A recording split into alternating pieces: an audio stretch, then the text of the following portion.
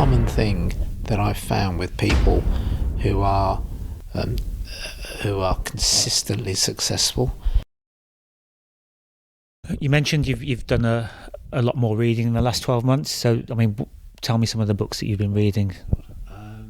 Something that's made you maybe reflect a little bit more on life or business. Do you know, I've read so many books that now you're asking me the question, I can't actually remember any of them. I read a book called The Psychology of Money that was very interesting. Okay. I read Stillness Is the Key, which I enjoyed very much.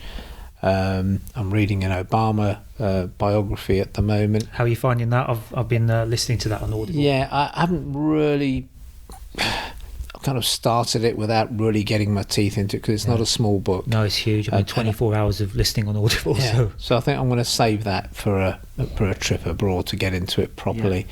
Yeah. But you know, there's the new Jim Collins book, which also I haven't read yet, called 2.0.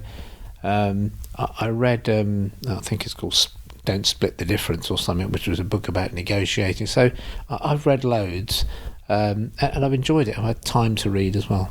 Any nuggets you've picked up in the last 12 months from your reading, or even listening to podcasts or anything like that? The thing is, I can't think of it, single one as we sit here and speak, but I've thoroughly enjoyed reading again. And you mentioned Warren Buffett, and the one common thing that I've found with people who are consistently successful is they all say read.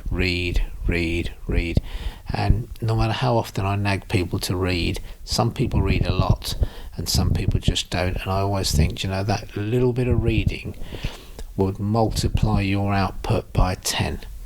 So again, you know, just read. It is very good at every level.